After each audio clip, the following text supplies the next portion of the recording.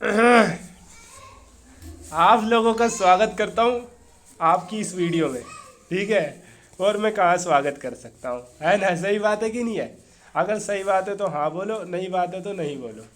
ठीक है। नहीं मतलब गलत बात। ठीक है। तो आज मैं आपको पढ़ाऊँगा कौन सा चैप्टर, नाम तो पढ़ ही लिया होगा। वैसे मैंने बोला था पीरियोडिक क्लासिफिकेशन ऑफ एलिमेंट्स पढ़ाऊँगा, मेरा मन बदल गया। मेरा मन बदल गया तो मैं अब पढ़ा रहा हूँ हाउ डू ऑर्गेनिज्म रिप्रोड्यूस, क्योंकि चैप्टर 9 से रिलेटेड है तो थोड़ा आप और अच्छे से समझ पाओगे। ऐसी बात नहीं है, आपको खुश होने वाली बात बता देता हूँ एक। मैं जब तक बच्चों को पढ़ाता रहूँगा तब तक रोज़ाना वीडियो डालता रहूँगा। जो ये पढ़ेंगे वो आप भी पढ़ोगे तो खुश हो जाओ। फीस आपसे मैं लूँगा नहीं। ठीक है। आप मुझे कमेंट दें, लाइक दें, शेयर दें, सब्सक्राइब दें, बस इसके लिए आपका तहे दिल से धन्यवाद। ठीक है। चलो आगे बढ़ते हैं अब हम। ठीक है। तो आज मैं आपको पढ़ाऊंगा हाउ टू ऑर्गेनिज्म रिप्रोड्यूस। देखो, जो ऑर्गेनिज्म है, ऑर्गेनिज्म मीन्स लिविंग ऑर्गेनिज्म। अब वो यूनिसेलुलर भी हो सकते हैं, मल्टी सेलुलर भी हो सकते हैं। ठीक है। तो ये आपने जो आवाज़ सुनी वो मेरी बहन की आवाज़ थी। ठीक है। वो भांजे पे चिल्ला रही थी। चलो हम आगे बढ़ते हैं। घर में चलता रहता है कलेश है, कभी मेरी बहन चिल्लाती है, कभी मेरी मम्मी थोड़ा चिल्ला देती है, मैं चिल्लाता हूँ तो बहुत ज़्यादा चिल्लाता हूँ। चलो आगे बढ़ते हैं। तो चैप्टर का नाम है how do organism reproduce. Organism मतलब जैसे हम लोग मीन्स इंसान लोग मीन्स जिसका आँख कान नाक मुंह शरीर होता है। ठीक है। तो इंसान लोग कैसे रिप्रोडक्शन करता है? रिप्रोडक्शन का मतलब होता है जनरेशन बढ़ाना। जनरेशन बढ़ाना मतलब भाई मम्मी पापा, फिर उसके बच्चे, फिर उनके बच्चों के बच्चे, फिर बच्चों के बच्चे। जैसे मेरे परदादा, परदादा के फिर बेटे यानी दादा, मेरे दादा के फिर बेटे यानी मेरे पापा, और पापा का बेटा यानी मैं, और पापा का बेटा यानी मैं, और फिर मेरे बच्चे बहुत सारे, है ना, होलसेल से, और फिर उनके बच्चे बहुत सारे। तो ये आपकी खुशी की बात बता रहा हूँ मैं। तो ये कहते हैं रिप्रोडक्शन करना, है ना, अपने जैसी संतानों को बढ़ाना। ठीक है। तो जैसे हमारे ख़ानदान में मेरे दादाजी हैं, उनके 15 बच्चे हैं। तो ये क्या रिप्रोडक्शन है कि उन्होंने इतना ज़्यादा प्रोडक्शन कर दिया है। ठीक है। 15-16 बच्चे, एक के 40 बच्चे थे। ठीक है। तो कोई बात नहीं, ये रिप्रोडक्शन ही है बेसिकली, अपनी जैसी जनरेशन को बढ़ाना। ठीक है। ये चैप्टर में आप सीखोगे कि इंसानों में कैसे रिप्रोडक्शन होता है, और आप यूनिसेलुलर में कैसे रिप्रोडक्शन होता है वो आप सीखोगे। ठीक है। तो ये चैप्टर का पार्ट है, इसलिए मैंने आपको बता दिया। खुश हो जाओ, मुस्कुरा दो, थोड़ा एकदम दांत फाड़ दो ही करके। ठीक है। चलो, तो रिप्रोडक्शन के बारे में बताऊंगा। इंट्रोडक्शन है, टाइप्स ऑफ रिप्रोडक्शन। 2 टाइप का रिप्रोडक्शन होता है, आसेक्सुअल रिप्रोडक्शन और सेक्सुअल रिप्रोडक्शन होता है। इसके बारे में भी बताऊंगा मैं। भाई आसेक्सुअल रिप्रोडक्शन क्या होता है, उसके कितने टाइप होते हैं, फीजन, फ्रेगमेंटेशन, रीजनरेशन, बडिंग। ठीक है। और बडिंग को हम कील मुहासा निकलना भी कह सकते हैं। मजाक कर रहा हूँ, इसे दिल पे मत लेना, बस मेरी बातों को समझना, जो समझना बहुत ज़रूरी है। पेपर में लिख के आओगे ना, ये कि आपको समझा तो दूंगा मैं साइंस अच्छे से। वेजिटेटिव प्रोपेगेशन, ठीक है, इसके बारे में बताऊंगा। आर्टिफिशियल मेथड क्या है वेजिटेटिव प्रोपेगेशन के, और वेजिटेटिव प्रोपेगेशन होता क्या है ये भी बताऊंगा मैं आपको। सेक्सुअल रिप्रोडक्शन क्या होता है, ये इंसानों में होता है और प्लांट्स में होता है। ठीक है। प्लांट किस तरीके से रिप्रोडक्शन करते हैं। अब भाई इतना सारा संतरा उग जाता है, ये भी तो रिप्रोडक्शन का ही कारण है। इतना ज़्यादा पपीता उग जाता है, इतना ज़्यादा केला आ जाता है, ये भी रिप्रोडक्शन का कारण है। ठीक है। और फ्लावर्स कितने टाइप्स के होते हैं ये सब पढ़ेंगे हम। सीड कैसे जर्मिनेट होता है, ह्यूमन बींग्स में रिप्रोडक्शन कैसे होता है, क्योंकि हम इंसान लोग हैं। अगर 50 60 70 साल लोगों ने रिप्रोडक्शन करना छोड़ दिया, कोई बच्चा पैदा नहीं हुआ 50 60 साल तक, तो ख़त्म, दुनिया ख़त्म, इंसान ख़त्म। 99.9% चांस है कि इंसान आएगा ही नहीं होलसेल में। अब आएगा ही नहीं तो मतलब ख़त्म इंसान लाइफ। तो रिप्रोडक्शन बहुत ज़्यादा ज़रूरी है। ठीक है।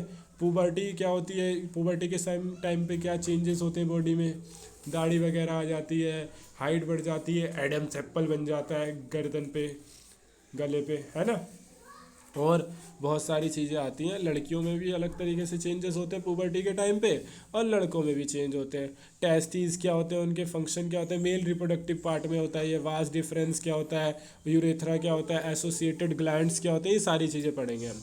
इसी तरीके से फीमेल रिप्रोडक्टिव पार्ट, ओवेरी क्या होता है, ओविडक्ट जो फिलोपियन ट्यूब के साथ होती है, वो सारी चीज़ें पढ़ेंगे। यूट्रस पढ़ेंगे। अब फर्टिलाइजेशन ऑफ एग, अब 2 केस हो सकते हैं, तो फर्टिलाइज हो जाएगा या फर्टिलाइज नहीं होगा।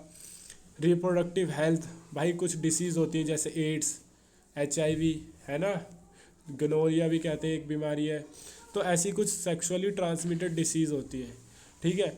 मेथड्स ऑफ कॉन्ट्रासेप्शन, वो टी लगा देते हैं, और इसी तरीके से और भी सारी चीज़ें होती हैं, वो मैं आपको चैप्टर में आगे फर्दर बताऊंगा। आपको किसी चीज़ की टेंशन नहीं लेनी, ठीक है, पहली बात तो, और अच्छे से समझना है, इज्जत से समझना, तमीज़ से पेपर में करना है, और पेपर जो टीचर चेक करेगा वो खुश होकर आपको नंबर देगा। इसी तरीके से फीमेल फोर्टिसाइड्स क्या होते हैं, जैसे, और जो लेडीज़ बच्चे होते हैं, यानी जो छोटी लड़कियां बच्चियां जो पैदा होती हैं उनको मार दिया जाता है मदर के यूट्रस में ही, या पैदा होने के बाद मार दिया जाता था। तो ये बहुत सारी चीज़ें गलत है, ठीक है। हिंदुस्तान में ऐसा बहुत होता था, अब कम हो गया है, लेकिन अभी भी लड़की को पैदा होना बहुत बुरा माना जाता है। इसके बारे में भी हम पढ़ेंगे, फीमेल फर्टिसाइड्स क्या होता है। अब बात करते हैं इंट्रोडक्शन की। तो रिप्रोडक्शन क्या होता है, बेसिकली अपने जैसी जनरेशन को बढ़ाना, ठीक है। रिप्रोडक्शन ज़रूरी है, क्योंकि अगर रिप्रोडक्शन नहीं होगा तो ख़ानदान क्या हो जाएगा, ख़त्म हो जाएगा। अब जैसे मैं अपनी मम्मी पापा का अकेला लड़का हूँ, ठीक है, और अगर मैंने रिप्रोडक्शन नहीं किया, शादी नहीं करी, तो मेरा ख़ानदान यहाँ पे ख़त्म, ठीक है। हाँ, मेरे चचेरे भाई वगैरह हैं तो वो सब करेंगे रिप्रोडक्शन आगे, अगर मैंने नहीं किया तो ख़ानदान ख़त्म। इसी तरीके से अगर सारे इंसानों ने रिप्रोडक्शन छोड़ दिया तो ह्यूमन लाइफ ख़त्म। तो रिप्रोडक्शन के बारे में पढ़ेंगे इस चैप्टर में, ये आसेक्सुअल रिप्रोडक्शन और सेक्सुअल रिप्रोडक्शन, ठीक है, ये पढ़ेंगे हम। तो मैं एक बार कॉफ़ी पी लेता हूँ जब तक आप चाय पी लो। तो देखो, इंट्रोडक्शन पढ़ते हैं, मैंने चाय कॉफ़ी पी ली, बहुत जल्दी पी लेता हूँ मैं, ठीक है, हाथ में ही रखता हूँ, बस डकार मार लेता हूँ, ठीक है। मार दिया ना डकार। तो देखो, इंट्रोडक्शन पढ़ेंगे हम। रिप्रोडक्शन क्या है? Reproduction is the process by which living organism produce new individual similar to themself. अब मम्मी पापा, बच्चे जो होते हैं उनके जैसे पैदे जो होते हैं वो सिमिलर ही तो होते हैं मम्मी पापा की तरह। अब मैं कहीं ना कहीं अपनी मम्मी से ही मिलता हूँ, कहीं ना कहीं मैं अपने पापा से भी मिलता हूँ। तो जो रिप्रोडक्शन एक प्रोसेस है जिसमें लिविंग ऑर्गेनिज्म प्रोड्यूस करते हैं न्यू इंडिविजुअल जो कि उनकी तरह सिमिलर होते हैं, इसी चीज को बोला जाता है क्या भाई? रिप्रोडक्शन। री का मतलब दोबारा, प्रोडक्शन मतलब बनाना, ठीक है। तो मम्मी पापा अपनी जैसी संतानों को रिप्रोडक्शन करते हैं। किसी के 3-4 बच्चे होते हैं, किसी के 2 बच्चे होते हैं, किसी का 1 बच्चा होता है, किसी के 15-20-40 बच्चे होते हैं। तो रिप्रोडक्शन क्या एक प्रोसेस है जिसमें लिविंग ऑर्गेनिज्म अपनी तरीके के इंडिविजुअल प्रोड्यूस करता है सिमिलर टू देमसेल्फ, ठीक है। इससे क्या ये it ensure continuity of life on earth. अगर भाई रिप्रोडक्शन नहीं होगा तो अर्थ पे लाइफ क्या हो जाएगी? खत्म। अर्थ पे लाइफ क्या हो जाएगी? खत्म। इसलिए जरूरी है reproduction. Nucleus of the cell, जो किसी भी सेल का जो न्यूक्लियस होता है उसमें डीएनए होता है और उसमें मटेरियल होता है, हेरिडेटरी मटेरियल, मतलब समझते हो ना हेरिडेटरी मटेरियल। मम्मी पापा का सारा कैरेक्टर ट्रेड्स किस में होता है? डीएनए में। डीएनए क्या होता है? न्यूक्लियस में। ध्यान रखना, सेकंड पॉइंट बता रहा हूँ, न्यूक्लियस सेल में होता है और न्यूक्लियस सेल में होता है और न्यूक्लियस में क्या होता है? डीएनए। और डीएनए में ही क्या होता है? डीएनए में ही मम्मी पापा का हेरिडेटरी इन्फॉर्मेशन, कि मम्मी पापा कैसे फिल्म है, बच्चा कैसे फिल्म निकलेगा। मम्मी पापा केजीएफ है तो बच्चा केजीएफ चैप्टर 2 है, ठीक है। इस तरीके से जो भी होता है आगे देखते हैं बच्चों, ठीक है। इसी तरीके से आगे बढ़ते हैं हम लोग। DNA replicates and form new sales. अब डीएनए रेप्लिकेट्स करता है और अपने नए सेल बनाता है, कॉजिंग वेरिएशन। अब वेरिएशन जरूरी है, तो जो नई सेल्स बनती है डीएनए की हेल्प से, क्योंकि डीएनए में पूरा पूरा इन्फॉर्मेशन होता है कि जो जीव बनेगा वो कैसा बनेगा। अब भाई कुत्ते का डीएनए अलग होता है ना, कुत्ते का डीएनए अलग होगा, इंसान का डीएनए अलग होगा। कुत्ते का डीएनए भाई कुत्ता बनाएगा, इंसान का डीएनए इंसान बनाएगा। अगर भाई दिक्कत हो जाएगी ना। इंसान का डीएनए इंसान जैसा बच्चा पैदा करता है, कुत्ते का डीएनए कुत्ता जैसा बच्चा पैदा करता है। अब कुत्ते में अगर इंसान का डीएनए डाल देंगे तो इंसान जैसा बच्चा पैदा होने लगेगा। ये चीज़ दिक्कत हो जाएगी, गड़बड़ा जाएगा हिसाब किताब। इस गड़बड़ाने से बचाने के लिए कुत्ते में कुत्ते का डीएनए, इंसान में इंसान का डीएनए। तो कुत्ता कुत्ता पैदा करता है, इंसान इंसान पैदा करता है। तो डीएनए क्या करता है? रेप्लिकेट्स करता है और न्यू सेल बनाता है। और these new cell will be similar, और जो नए सेल होते हैं वो सिमिलर होते हैं और आइडेंटिकल नहीं होते। आइडेंटिकल मतलब एकदम डिट्टो नहीं होते। हम मम्मी पापा की तरह डिट्टो नहीं है, उनकी तरह आइडेंटिकल है। हमें बोला जाता है ना घर में, ये तो मम्मी पे गई है, ये तो पापा पे गया है, ये पापा पे गई है, ये मम्मी पे गई है, इस तरीके से बोला जाता है ना। तो ओरिजिनल सेल यानी मम्मी पापा की तरह हम क्या होते हैं? सिमिलर होते हैं एक तरह से। Variation are useful for the survival of the individual and species over time as well as for basis for evolution। अब भाई जो वेरिएशन बहुत ज़रूरी होती है। अब भाई हमारे मम्मी पापा चले गए इंग्लैंड रहने के लिए, तो बॉडी वहाँ पे उसके वहाँ के इन्वायरमेंट के अकॉर्डिंग क्या होती है? धीरे धीरे चेंज होती है। तो नया जो बच्चा आता है वहाँ पे अगर मान लो इंग्लैंड में पैदा हो रहा है तो वो इंग्लिश बोलेगा, इंग्लिश शुरू से इंग्लिश सीखेगा तो इंग्लिश बोलना सीखेगा। जैसे बच्चे को हम सिखाते हैं शुरू में यहाँ पे का से कबूतर, खा से खरगोश, गा से गमला, घा से घड़ी, वहाँ पे सिखाएंगे A for apple, B for फॉय। नहीं तो एक और तरीके से सिखा सकते हैं, A for apple, B for बड़ा एप्पल, सी फॉर कटा हुआ apple, D for double apple, है ना। तो मतलब बेसिकली वहाँ पे इंग्लिश वगैरह सिखाएंगे तो बच्चा इंग्लिश बोलेगा और वहाँ का इन्वायरमेंट के अकॉर्डिंग ढल जाएगा। सर्वाइवल के लिए ज़रूरी है कि जहाँ पे हम रहते हैं वहाँ का हमारे उस इन्वायरमेंट के हिसाब से हमारी बॉडी में चेंजेस होना जरूरी है। तो variation are useful for the survival of the individual and species over a time as well as basis for evolution. तो वेरिएशन बहुत ज़्यादा जरूरी है हमारे सर्वाइवल के लिए। अब देखो types of reproduction. Types of reproduction, दो टाइप के रिप्रोडक्शन होते हैं। कितने टाइप के? शॉर्टकट में दो टाइप के रिप्रोडक्शन होते हैं। कितने टाइप के? दो टाइप के। एक असेक्सुअल रिप्रोडक्शन, हिंदी में बोले तो, सॉरी इंग्लिश में ही बोलूँगा, असेक्सुअल रिप्रोडक्शन। जो टाइप्स ऑफ रिप्रोडक्शन होता है वो दो टाइप से रिप्रोडक्शन होता है। पहला है असेक्सुअल रिप्रोडक्शन, दूसरा है सेक्सुअल रिप्रोडक्शन। तो इनको पढ़ेंगे।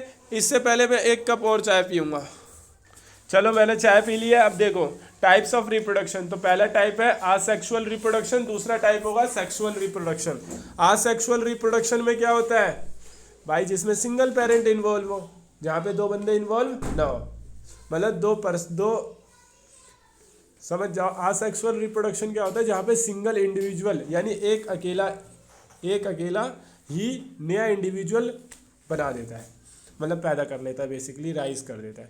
आ single individual give rise to new individual, ठीक है। मतलब एक अकेला इंडिविजुअल ही क्या करता है? नए इंडिविजुअल को राइज देता है, यानी पैदा करता है बेसिकली।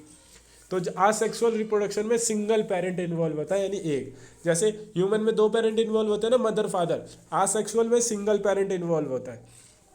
तो भाई ह्यूमन में क्या होता है? मेल और फीमेल, स्पर्म और ओवम मिलता है तब जाके रिप्रोडक्शन होता है। दो बंदे होने चाहिए। तो यहाँ पे अकेला बंदा तो गैमेट्स वगैरह नहीं बनते, ठीक है।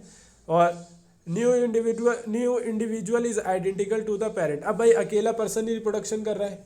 भाई चीनी से और चीनी बना रहे हो, लेट सपोज आप, तो चीनी से जब चीनी बना रहे हो तो चीनी जाएगी ना। तो एक पर्सन जब रिप्रोडक्शन कर रहा है तो जो नया इंडिविजुअल बनेगा, नई जो नया बच्चा जो आएगा, नया संतान जो आएगा, जो नई ऑफस्प्रिंग आएगी, वो क्या होगी? आइडेंटिकल होगी। क्या होगी? आइडेंटिकल। समझ आ रही है बात? और it is extremely useful as a means of rapid multiplication. जब बहुत ज़्यादा तेज़ी से पॉपुलेशन बढ़ानी हो ना, जब बहुत ज़्यादा तेज़ी से पॉपुलेशन बढ़ानी हो तो असेक्सुअल रिप्रोडक्शन अच्छा तरीका है, ठीक है। जैसे मच्छर देखो ना कितने बढ़ जाते हैं। साल का एक ऐसा टाइम आता है जहाँ पे मच्छर होलसेल से आ जाते हैं। तो वो किस तरीके से रिप्रोडक्शन करते हैं? Asexual mode of reproduction follow करते हैं वो। उसके बारे में आगे भी बताऊंगा। तो जब बहुत ज़्यादा तेज़ी से मल्टीप्लिकेशन करनी हो तो वहाँ पे असेक्सुअल रिप्रोडक्शन बहुत ज़्यादा अच्छा रहता है, ठीक है। रैपिड मल्टीप्लिकेशन मतलब बहुत ज़्यादा तेज़ी से अपनी जनरेशन बढ़ानी हो, यानी ऑफस्प्रिंग पैदा करने हो।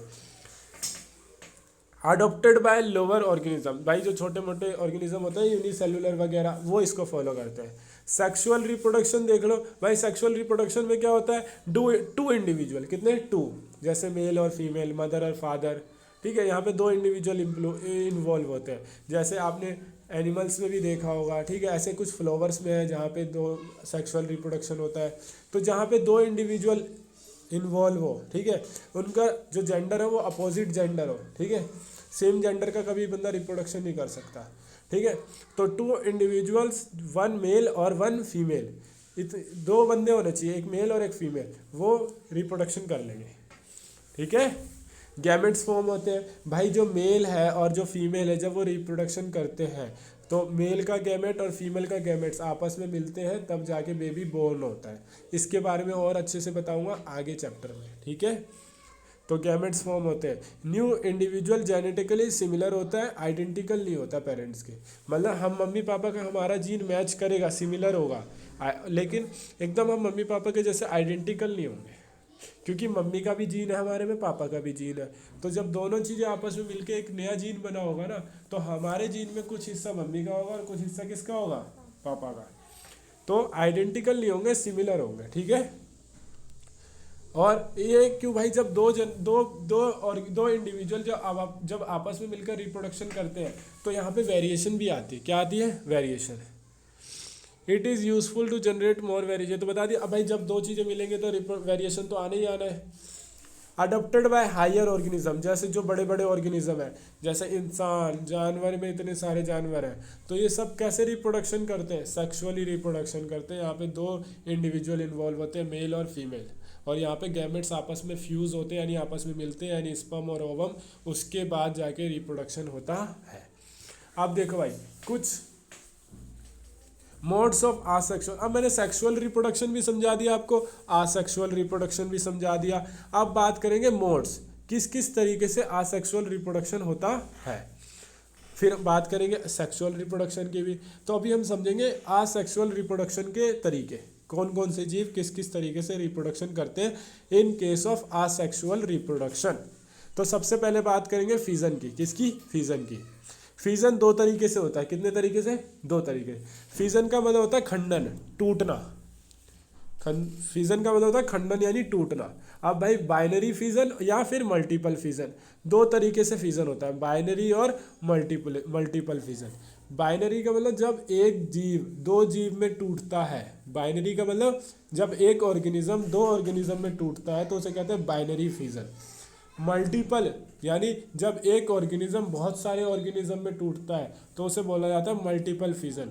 जैसे आपको बुक स्क्रीन पे दिख रहा होगा अमीबा, अमीबा है, अमीबा क्या करता है, एक जीव से दो डॉटर सेल बन जाता है, क्या, एक ऑर्गेनिज्म से है तो वो यूनिसेलुलर, पहले उसका न्यूक्लियस डिवाइड होता है और फिर दो अलग अलग हो जाता है, दो डॉटर सेल बन जाता है।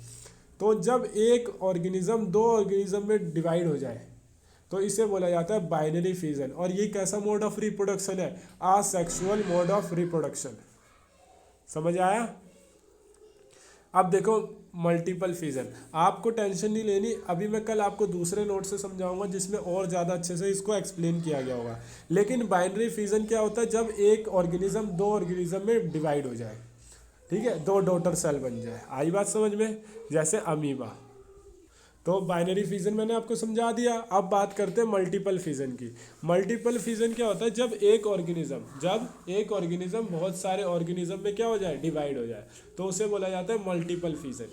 जैसे प्लाज्मोडियम, अब आपको ये स्क्रीन पे दिख ही रहा होगा, स्क्रीन पे आपको दिख गया होगा, ये देखो ये एक प्लाज्मोडियम था, उसका जो न्यूक्लियस है वो इतने सारे न्यूक्लियस में डिवाइड हो गया, इतने सारे, देख रहे हो बीच में कितने सारे न्यूक्लियस है, छोटे छोटे हरे हरे, है ना। तो ये जब टूटता है, बस्ट होता है, जब फूटता है तो ये एक एक न्यूक्लियस पूरा एक एक जीव बन जाता है, एक एक ऑर्गेनिज्म बनता है। तो एक प्लाज्मोडियम इतने सारे प्लाज्मोडियम को क्या करता है, बर्थ देता है। तो जब एक ऑर्गेनिज्म बहुत सारे ऑर्गेनिज्म को रिप्रोड्यूस करे, अकेला एक ऑर्गेनिज्म जब बहुत सारे ऑर्गेनिज्म को रिप्रोड्यूस करे तो उसको बोलते हैं मल्टीपल फिजन। आई बात समझ में, वेरी गुड। फ्रेगमेंटेशन, ये तीसरा टाइप ऑफ रिप्रोडक्शन है, आसेक्सुअल रिप्रोडक्शन, ठीक है, तीसरा टाइप है, थर्ड टाइप बेसिकली कहा जाए तो सेकंड टाइप है, क्योंकि फिजन में दो टॉपिक थे, बाइनरी और मल्टीपल। लेकिन अगर बाइनरी को फर्स्ट माने और मल्टीपल को सेकंड, तो फ्रेगमेंटेशन थर्ड है, ठीक है। नॉर्मली आप समझ जाओ, बाइनरी फिजन पढ़ा हमने, मल्टीपल फिजन पढ़ा, अब पढ़ेंगे फ्रेगमेंटेशन। आपको समझ आ रहा है ना अच्छे से, इज्जत से, तमीज़ से, तकलीफ नहीं होती, कोई दिक्कत है, गुड नाइट। आगे देखो, अभी क्यों बोल रहा हूँ गुड नाइट। हाँ, थोड़ा मेरे को जुकाम है, सर में दर्द है और खांसी नहीं है मेरे को, तब भी मैं आपके लिए वीडियो बना रहा हूँ। तो वीडियो को लाइक कर देना है, ठीक है, शेयर मत करना, ठीक है, सब्सक्राइब कर लेना, क्योंकि अभी आपने अनसब्सक्राइब कर दिया है मेरा चैनल, देखो मुझे पता रहता है। फ्रेगमेंटेशन, फ्रेगमेंट का मतलब होता है टूटना, फ्रेगमेंट यानी जैसे टुकड़ों में टूट जाना। तो फ्रेगमेंटेशन क्या होता है, जब एक ऑर्गेनिज्म ब्रेकअप हो जाए, टूट जाए, ठीक है, ब्रेकअप हो जाए मतलब टूट जाए। तो जब जैसे ये एक बीच में से टूट गया, ये पूरा एक वो था टुकड़ा, और ये बीच में से क्या हो गया, टूट गया, ठीक है। जब ये टूट गया तो इधर वाला पार्ट ये रहा, ठीक है, और इधर वाला पार्ट ये रहा। अब ये पूरा पार्ट इतना दोबारा बन जाएगा, ये वाला पार्ट इतना पूरा बन जाएगा। तो ये क्या बन गया, एक से दो बन गया, है ना। जब इस फ्रेगमेंट जो ये ग्रीन ग्रीन बना है ना, इसको कहते हैं स्पायरोगायरा। क्या कहते हैं, स्पायरोगायरा। बीच में से टूट गया तो दो बन गया, अब दो ये अलग अलग क्या, ये पूरा बन जाएगा। तो एक से कितना हो गया, दो। आई बात समझ में। तो फ्रेगमेंटेशन कुछ इस तरीके से होता है, और इसका एग्जाम्पल क्या है, स्पायरोगायरा। जैसे बाइनरी फिजन में एग्जाम्पल था अमीबा, मल्टीपल में था प्लाज्मोडियम, अब फ्रेगमेंटेशन में जो एग्जाम्पल है वो है स्पायरोगायरा। ये आपको एग्जाम्पल भी याद रखने हैं। द ऑर्गेनिज्म ब्रेक्स अप, वो ब्रेक्स अप हो जाता है, टूट जाता है स्मॉलर पीसेस में, ठीक है। और हर एक पीस क्या हो जाता है, नया इंडिविजुअल बन जाता है। जैसे आपने इसके 3 टुकड़े कर दिए, 4 टुकड़े कर दिए, वो जो चारों टुकड़े हैं ना वो एक एक नया ऑर्गेनिज्म बन जाएगा। जो 4 टुकड़े हैं, 4 पीसेज हैं, वो एक एक नया ऑर्गेनिज्म बन जाएगा। इस तरीके से जो रिप्रोडक्शन होता है उस टाइप को बोला जाता है फ्रेगमेंटेशन। ये आसेक्सुअल मोड ऑफ रिप्रोडक्शन है क्योंकि एक सिंगल पेरेंट इन्वॉल्व है। और ये किस में होता है फ्रेगमेंटेशन, स्पायरोगायरा में। अब बात करते हैं रीजनरेशन की। किसकी, रीजनरेशन। अगर देखो अब रीजनरेशन क्या है, जैसे मान लो अभी ये दिख रखा है प्लेन एरिया, क्या दिखा है आपको, प्लेन एरिया। ये एक प्लेन एरिया एक जीव है, ठीक है। मैं चाकू लाया, मैंने इसको 3-4 हिस्सों में काट दिया, ठीक है। चाकू नहीं तो कुल्हाड़ी से काट दो। अब सर इतना छोटा सा है, चाकू से ही काटो, ब्लेड से काट दो। वरना मैं हर फ्राइडे अपने नाखून काटता हूँ ब्लेड से, क्योंकि मुझे अच्छे नहीं लगते नाखून बड़े रखना, साफ़ सुथराई अच्छी रहती है। आप लोगों से भी निवेदन है कि अपने नाखून हमेशा साफ़ रखें, छोटे रखें। साफ़ सुथरा इंसान मुझे अच्छा लगता है, ठीक है। तो चलो ये मैं बच्चों को बता रहा हूँ, समझ जाओ। अच्छा, तो प्लेन एरिया क्या होता है, जब ये 2-3 टुकड़ों में टूट जाता है। देखो आगे इसने टूट भी गया है, ये देखो ये टूट गया 3-4 टुकड़ों में। तो इसका हर एक पार्ट 4 टुकड़ों में टूट जाए या 3 टुकड़ों में, 3 पीसेस बन जाए इसके, तो हर एक पीस एक नया इंडिविजुअल ग्रो कर जाता है। तो इस टाइप का जो रिप्रोडक्शन होता है वो रीजनरेशन। वो जो पार्ट कट के अलग हो गया वो पार्ट क्या हो गया, दोबारा जनरेट हो गया। तो इस तरीके से जो रिप्रोडक्शन होता है उसे बोला जाता है रीजनरेशन। और ये किसके अंदर आता है, आसेक्सुअल रिप्रोडक्शन में। आ रही है बात समझ में। हाँ देखो, if organism is somehow cut और ब्रोकन इनटू मैनी पीसेस, अगर कोई ऑर्गेनिज्म कट जाए या ब्रोक हो जाए मैनी पीसेस में, तो हर एक पीस एक कंप्लीट ऑर्गेनिज्म बन जाता है। तो इस तरीके से जो रिप्रोडक्शन होता है उस टाइप को बोला जाता है रीजनरेशन। और ये किसके अंदर आता है, आसेक्सुअल रिप्रोडक्शन में। एग्जाम्पल प्लेन एरिया और हाइड्रा। अब बात करेंगे बडिंग की, ठीक है। बडिंग के लिए 2 मिनट रुकते हैं। तो देखो अब बात करते हैं बडिंग की। बडिंग जैसे आपने देखा होगा ना, किसी का मस्सा आ जाता है, लटक रहा होता है बाहर, है ना।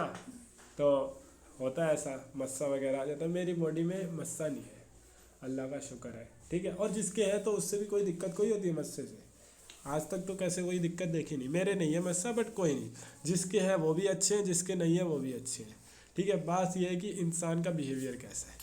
तो मस्सा होता है ना, बर्ड निकल, वो एक तरह से बर्ड कह सकते हो, मैं मजाक के लिए समझा रहा हूँ, ठीक है। यहाँ पे एक टॉपिक है ना बर्ड, तो बर्ड जो बर्ड पढ़ेंगे वो हाइड्रा में बर्डिंग पढ़ेंगे, ठीक है। तो एक बर्ड देखो, इसके कील मुहासा निकल रहा है यहाँ से, वो मुहासा धीरे धीरे बड़ा हो जाएगा और बड़ा होकर पूरा इसकी तरह एक इंसान बन जाएगा और फिर अलग हो जाएगा। ये बर्ड है जो धीरे धीरे एक इंडिविजुअल बन जाता है प्रॉपर, और बाद में उस बॉडी से क्या हो जाता है, अलग हो जाता है। इसी तरीके से जो रिप्रोडक्शन होता है उसे बोला जाता है बर्डिंग। क्या बोला जाता है, बर्डिंग। आई बात समझ में। देखो अब तो a bird is form which develop, एक बर्ड आती है छोटी सी, ठीक है, जैसे फुंसा, फोड़ा फुंसा कह सकते हो आप। तो वो बर्ड धीरे धीरे डेवलप होती है और पूरा एक इंडिविजुअल बन जाती है। आपको दिख भी रहा होगा, पहले छोटी फिर इतनी बड़ी और पूरा एक इंडिविजुअल बन गई। और फिर ये बॉडी से डीटैच हो जाती है। डीअटैच मतलब हट जाती है, अलग हो जाती है जब ये मैच्योर हो जाती है। तो इसी तरीके से जो रिप्रोडक्शन होता है उसे कहते हैं बर्डिंग। और ये किस में होता है, हाइड्रा में। किस में, हाइड्रा में। अब बात करते हैं वेजिटेटिव प्रोपोगेशन।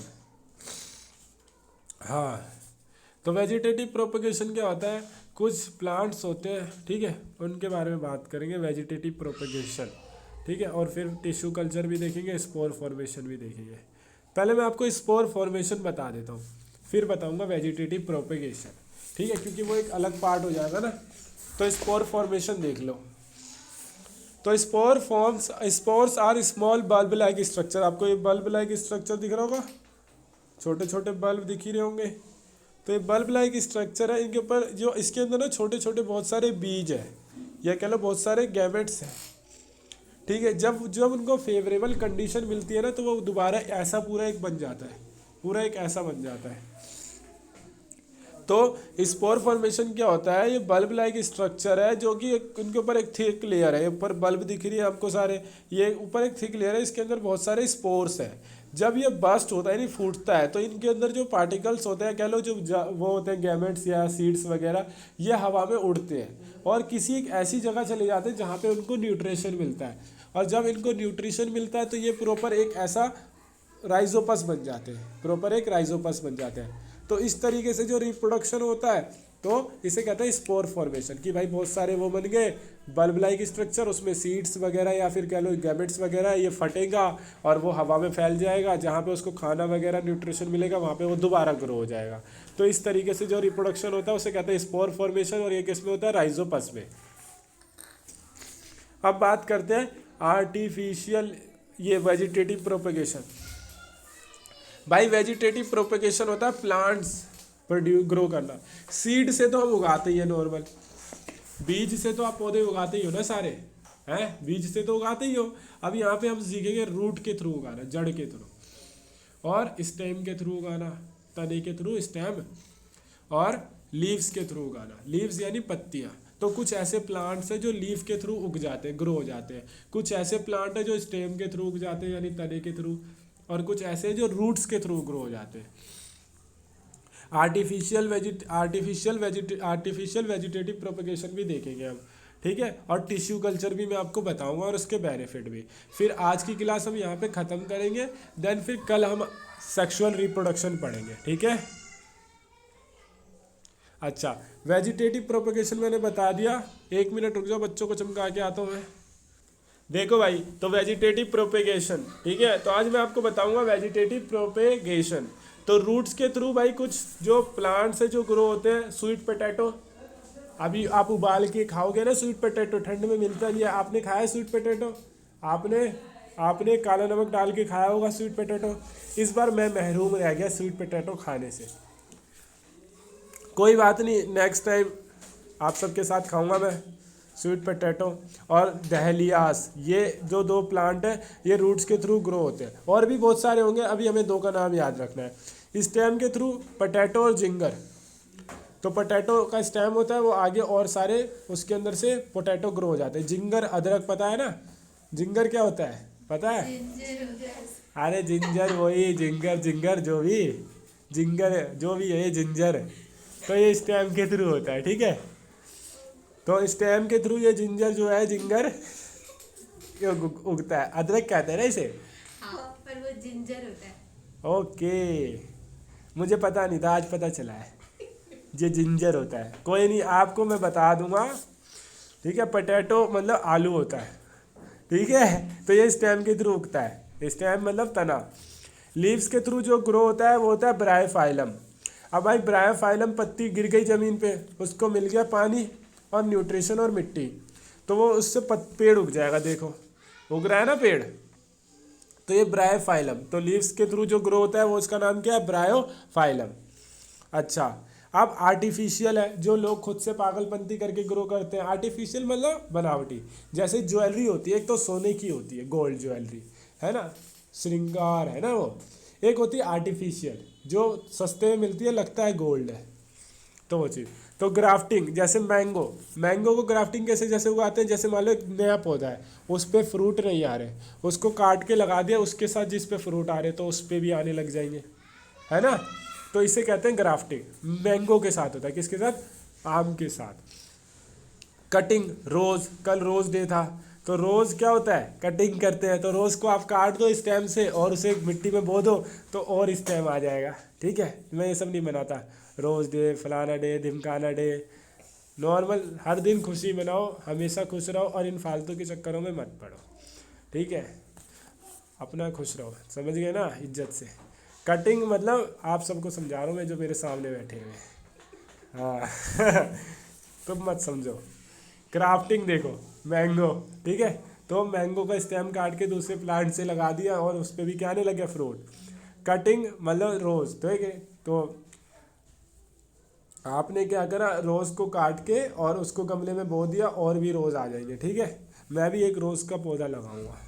लेयरिंग जास्मीन, ठीक है। तो जैस्मीन कहते हैं इसे शायद, ठीक है। तो जैस्मीन है जो कि लेयरिंग, यानी कि इसे क्या करते हैं बेसिकली, ऐसे उसको मिट्टी में बोते हैं और एक और पौधा निकल जाता है बीच में से छील के, तो ये लेयरिंग कहलाती है।